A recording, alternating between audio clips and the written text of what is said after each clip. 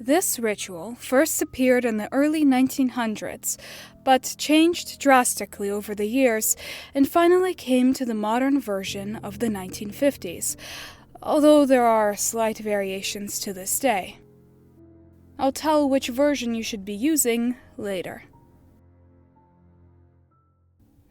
In general, modern internal combustion engines have a life expectancy of 30,000 to 60,000 miles, but the changing ritual has been known to extend this lifetime anywhere from 200,000 miles to 300,000 miles for most engines, but it has been documented to extend the engine life from anywhere between 400,000 and 1,000,000 miles in some cases.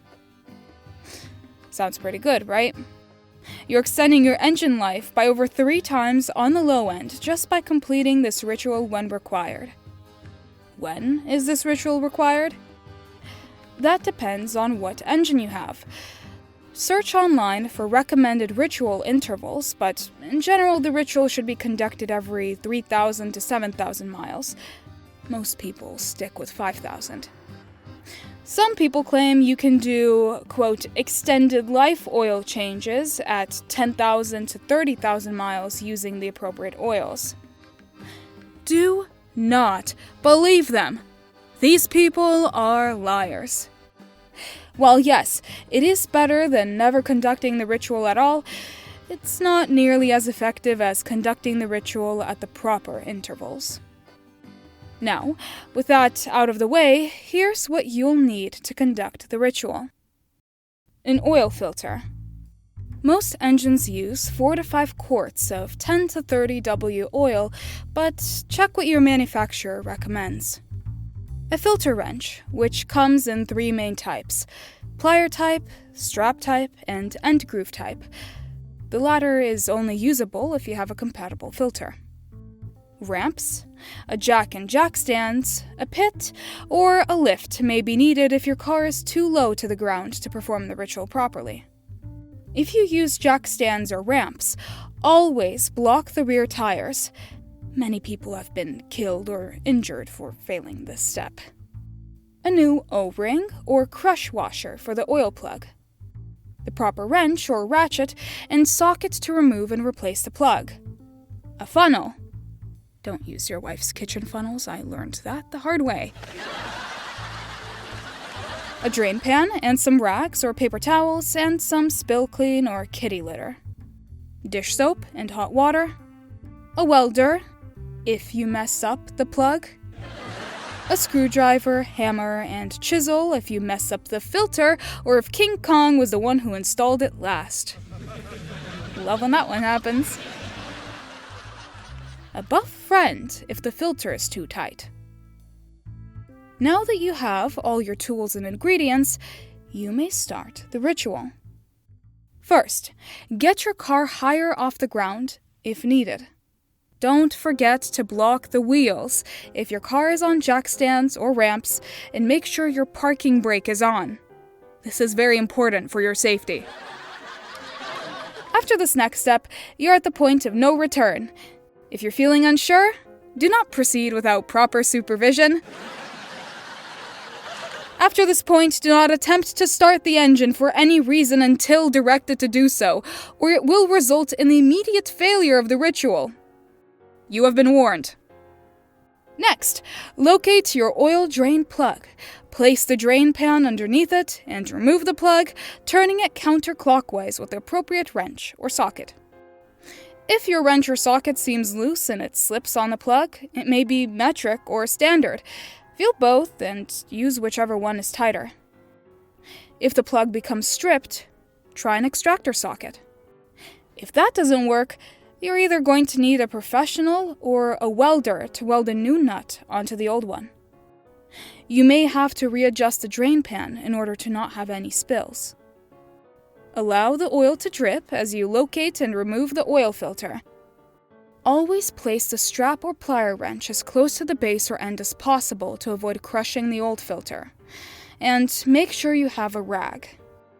After the filter is removed, make sure the seal on the filter is still in place. If it's missing, then it should still be on the engine block. Remove the seal before installing the new filter because you won't like the consequences if you don't. Uncle Rodney may just make an appearance if you don't realize your mistake in time. What? No, I didn't say anything.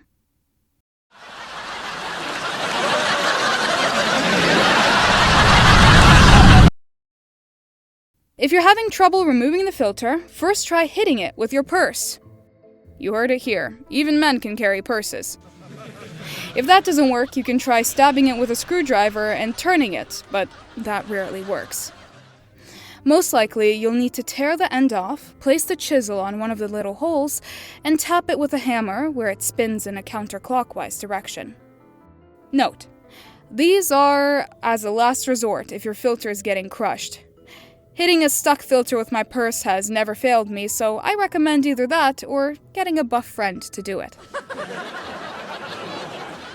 Before putting the new filter on, lightly apply oil to the new seal. This will help keep the seal from sticking to the engine block during the next ritual.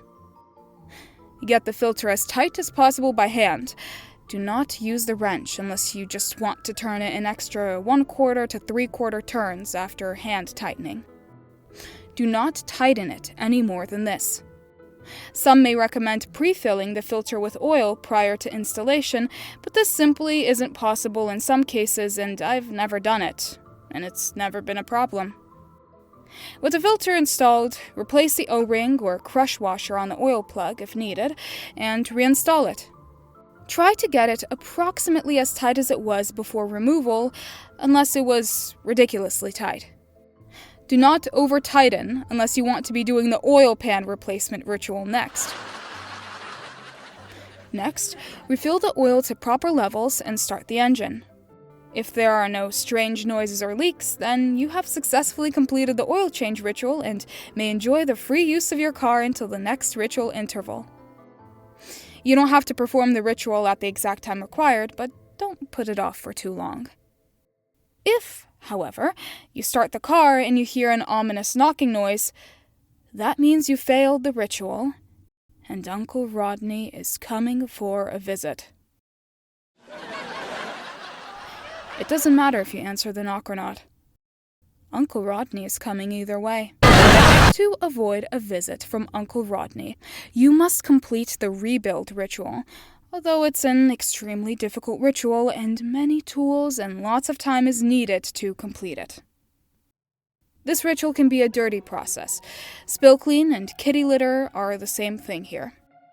Use them for spills on the floor, or if you're cheap, you can use sawdust, wood shavings, or dirt. If you get oil on your hands, it can have negative health effects. Dish soap works best, and you may have to rinse and repeat a few times to get all the oil off.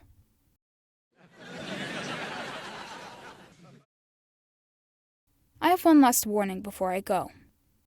When you remove the drain plug, if metal shavings or glitter come out of the hole, then Rodney is on his way.